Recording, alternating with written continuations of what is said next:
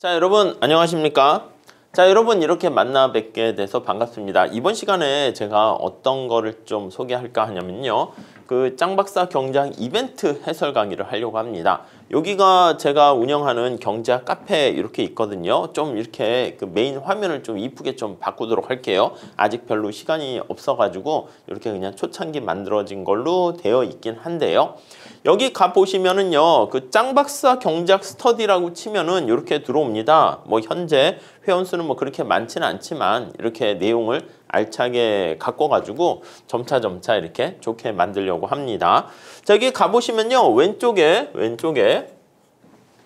이런 식으로 이렇게 목록 카테고리가 나와 있잖아요. 거기 보시면은 뭐 여러 가지 동영상 관련된 기초 영상 같은 거 또 올려놨고요. 책 같은 거 할 때 정오표 같은 거 찾으면 제가 한 달씩 이렇게 집계를 해가지고요. 많이 찾아내신 분들께 사실은 좋은 책을 만드는데 기여를 해주신 거잖아요. 그래서 거기다가 제가 선물을 드리도록 할게요.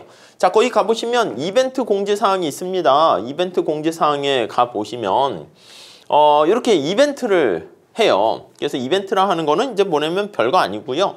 경제학을 시험 공부를 하게 되는데 다른 과목도 같이 있고 우리가 이제 너무 이게 시간이 또 길잖아요. 지루하고 지치고 경제학같이 재미없는 과목은 중간에 공부를 안 하게 되는 경우도 있습니다. 자, 그래서 그러한 나태함과 루즈함을 조금 완화시키고 긴장감을 높이고 그렇기 위한 어떤 유인책으로서요. 이렇게 이벤트를 합니다.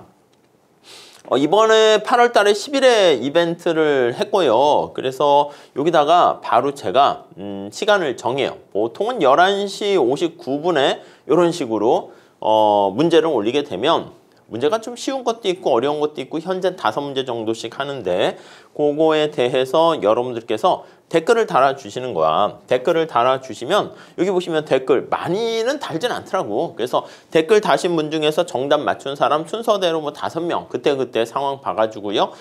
그렇게 해서 제가 선물을 드리고자 합니다. 아셨죠? 그래서 앞으로 계속 진행하니까 그리고 서프라이징으로 갑작스럽게 팝아이스로 만들어서 올릴 테니까 여러분들께서 공부하시다가 자주 와주시고 질문 주시고 하시면 될 것 같습니다.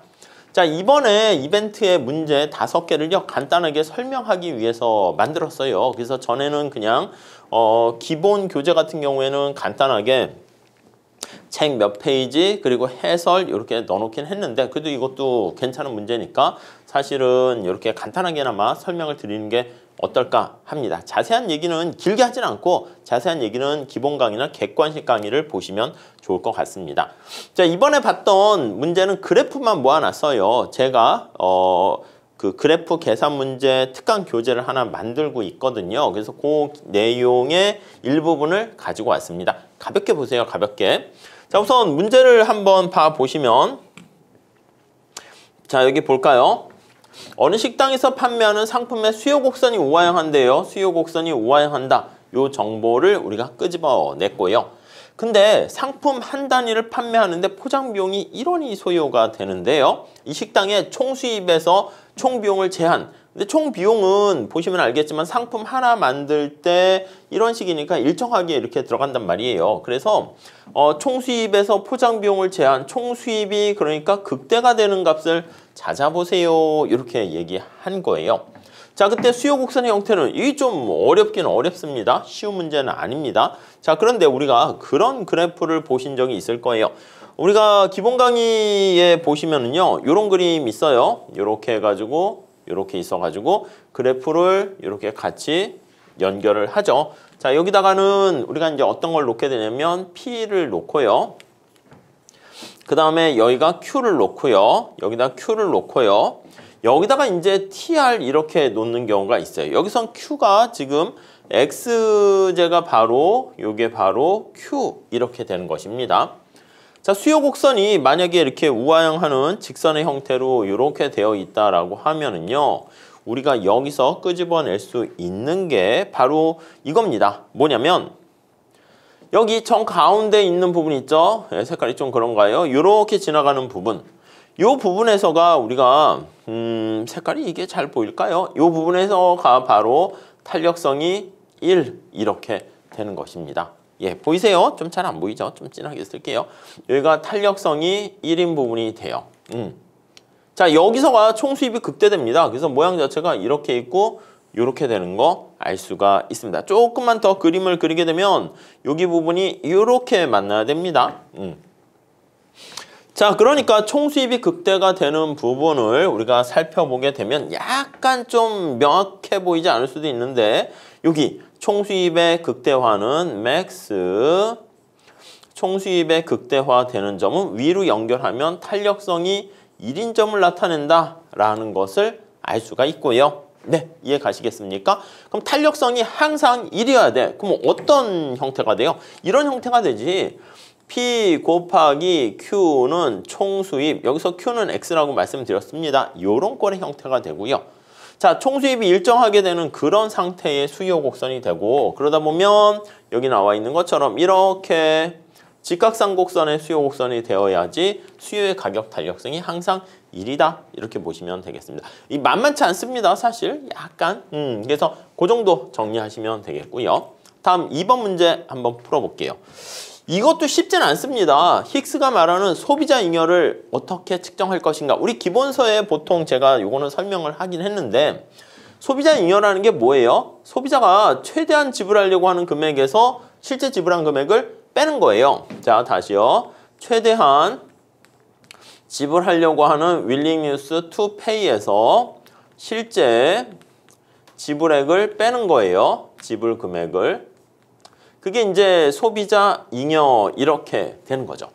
여러분 잘 보세요. 소비자가 여기는 하나도 소비를 하지 않는 거야. 지금 이거 X제가 됩니다. X제고 구입하려는 관심 대상이고 이게 화폐로 표현한 소득입니다.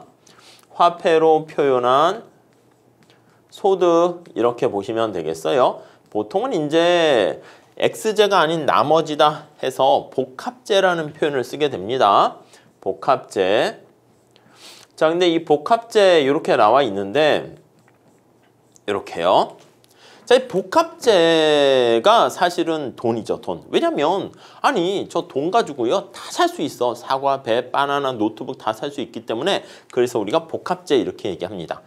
자, 이랬을 때 가만히 보시면 이게 재화가 하나라고 할게요. 여러분들 잘 보시면 여기 나와 있는 것처럼 이게 X제 하나를 이렇게 구입한다고 할게요. 구입했어. 이해 가십니까? 자, 그랬을 때 우리가 자, 만약에 이 사람이 동일한 효용을 유지한다는 전제하에서 A점과 G점은 동일한 점이죠. 그렇죠? 자, 그랬을 때 이만큼까지 돈을 낼 생각이 있어요. 연두 색깔만큼. 자, 다시 정리할게요. 연두 색깔 길이가 뭐냐면 이게 여기 나와 있는 소비자가 최대한 지불하려고 하는 금액을 나타내는 게 요 연두 색깔 길이다 라고 보시면 돼요. 그런데 실제 지불한 금액은 어떻게 되겠습니까? 실제 지불한 금액은요. 여기를 연결해서 한번 보시게 되면은 여기서 하나 소비할 때 요만큼 나와 있는 거 있죠. 요만큼 파란 색깔로 표현된 부분이 있잖아요. 요게 바로 실제 지불한 금액이야. 왜냐면 예산선이니까 X제를 내가 이만큼 하나 살 때 Y축에 나와 있는 M을 이만큼 포기해야 되는 거죠. 그래서 요 길이가 바로 뭐냐면 실제 지불한 금액입니다. 이해되시죠? 이거 어려워요, 사실. 자, 그러다 보니까 소비자 잉여의 크기를 구하세요라고 하면은 요 부분 있잖아요. 요 부분이 바로 소비자 잉여의 크기다. 이렇게 보시면 되겠어요. 그래서 P와 G 이렇게 해도 되고요. 요 길이는 요 길이로 똑같습니다. 그렇기 때문에 M1과 M2 그게 바로 소비자 잉여다. 이렇게 보시면 되겠어요. 아셨죠? 네, 그렇게 정리를 하시면 되겠어요. 이것도 만만한 거 아닙니다. 사실 그래서 난이도 별표 3개로 해놨습니다. 자, 이 정도 보시고요. 자, 다음에 3번 문제 볼게요. 아래 그림은 완전 경쟁 시장에서 어떤 기업의 비용 조건을 나타내게 된 것인데 자, 이 비용 조건을 나타냈습니다. 그래서 한계 비용, 평균 가변 비용 이렇게 있습니다. 자, 이 그림 중에서 이 기업은 개별 공급 곡선을 굵은 선으로 옳게 그린 것을 찾아내세요. 이렇게 했습니다. 여러분 어떻게 되죠? 개별 공급 곡선. 이 공급 곡선이라는 것은 아시다시피 그 생산자의 어떤 선택의 결과를 나타내는 겁니다. 그래서 주어진 가격에 대해서 생산자들한테 물어봐요. 너 얼마까지 생산하려고 하니? 그래서 생산자의 선택을 나타내는 거예요. 선택을 나타낸 결과 그래서 우상향하는 공급곡선을 도출하게 돼요. 자, 선택의 결과 공급곡선은 바로 우리는 한계비용 곡선이다. 이렇게 생각을 할 수가 있습니다. 자, 근데 한계비용이니까 얘 아니면 얘 요거 두 개라고 할 수 있겠네. 얘랑 얘.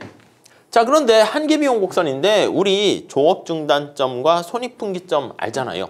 조업중단점이 어느 점이냐라고 하면요. AVC의 최저점이야.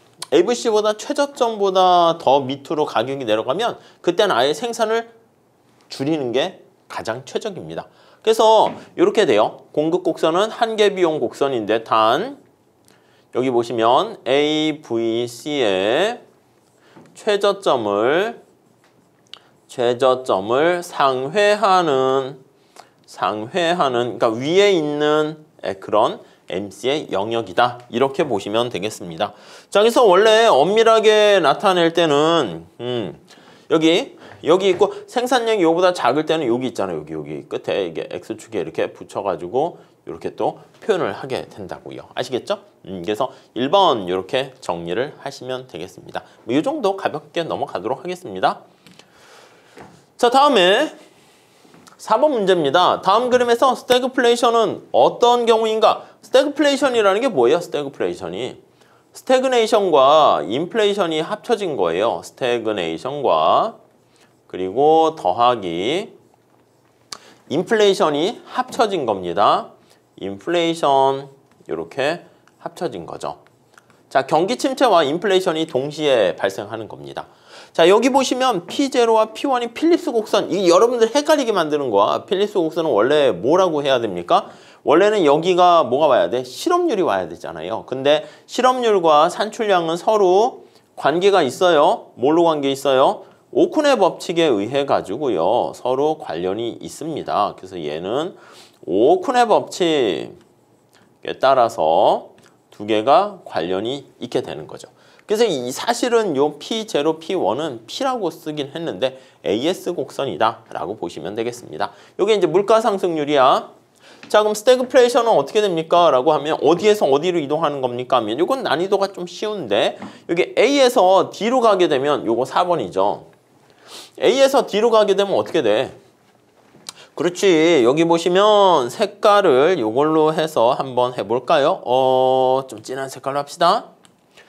자, 그래서 여기 A면 여기 이렇게 돼 있는 상태인데 D로 가면 이렇게 돼서 산출량이 줄어들었고요. 이렇게 돼서 이렇게 되니까 물가 상승은 올라가게 된 거 알 수가 있습니다. 산출량은 줄어들게 되었고요. 그러니까 그게 스태그플레이션이다 라고 보시면 되겠죠. 네, 이 정도 정리하시면 되겠습니다. 자, 넘어가도록 하겠습니다. 자, 그 다음 5번 문제. 이것도 괜찮은 문제인데 화폐 수요식이 그림과 같이 이렇게 나타나 있습니다. MD1, MD2, MD3를 구하세요. 마샬의 K를 구하세요. 이렇게 나와 있어요. 여러분, 마샬의 K라는 것은 뭐야? 그렇지. 마샬의 K는 그 교환방정식 화폐 수량설에서 현금 잔고 방정식 이렇게 해서 나타내는 거죠. 그래서 마샬의 K는 MD는 V분의 1. 원래는 이게 MV는 PY 이렇게 해서 시작이 되는 거 아니겠습니까? 여기에서 V분의 요거 V분의 1로 하고 PY 이렇게 바뀌게 되는 겁니다. 요 V분의 1을 뭐라 그래? 마샬의 K 해가지고 이렇게 나타내는 것이죠. 이해 가시겠죠? 요거를 구하세요. 이렇게 된 거야. 이렇게. 그러면 여기 주어진 값 한번 볼게요. 이게 화폐 수요 함수야. 왜요? 여러분, 이 소득이라는 게 뭐야? 소득이라는 게 이게 소득 아닙니까? 소득, 이게 소득. 근데 이게 화폐랑 관련해서 하게 되면 요 Y는 우리가 요 Y는 실질 소득이다 이렇게 얘기를 하고요. 실질 소득. 그리고 여기 수평축에 나와 있는 아무런 얘기를 안 하는 그냥 요런 상태에서 소득이다 그러면 보통은 요걸 이제 상관없는데 물가가 고정됐다 보셔도 되는데 P 곱하기 Y를 명목소득이다 이렇게 얘기를 하게 됩니다. 명목소득 이렇게 돼요. 그쵸? 바탕 배경이 흰 색깔이거나 이러면 더 좋긴 할 텐데 여러분 좀 쉬시라고 배경을 이렇게 숲속에서 힐링하시라고 이렇게 했어요. 아셨죠? 아무튼 그렇습니다. 명목소득 이렇게 있어요. 자, 그러면 여기 보시면 M이 있고 소득이니까 여기 PY를 명목소득으로 해도 되고요. 그러면 K는 어떻게 돼? K. P가 PY 해도 되고 아무 얘기 안 하면 P는 그냥 1이라고 그냥 생각하셔도 돼. 그럼 K가 바로 기울기를 나타내는 거죠. 이해 가시겠죠? 자, 그러면 MD1 첫 번째 화폐 수요 함수 여기 한번 살펴보시게 되면은 여기 보세요. 요거잖아요. 요렇게. 그럼 지금 뭐라고 했어? 기울기라고 그랬잖아요. 자, 요 점을 생각하시면 되겠죠. 400인데 200, 100 이렇게 됐어요. 기울기 얼마입니까? 그치, 400분의 100 해서 0.25 이렇게. 여기 해설에는 뭐 이렇게 MV는 P와 식을 해서 대입하는 걸로 했는데 그냥 기울기 얘기하는 거야. 자, MD2는 어떻게 돼? 두 번째 화폐 수요는 500분의 100 이렇게. 그래서 0.2. 세 번째요. MD3는요. 이거 1000분의 100 이러니까 0.1 이렇게 되는 것을 알 수가 있습니다. 아셨죠? 자, 여기서 요거 괜찮은 문제니까 여러분들께서 좀 잘 정리, 체크해 주시면 좋겠습니다. 그래서 이벤트를 이렇게 마련했거든요. 그래서 이제 많이들 이렇게 눈치는 한번 보긴 했는데 막상 쓰는 분들은 글쎄 한 10분 정도 되는 것 같아요. 매번.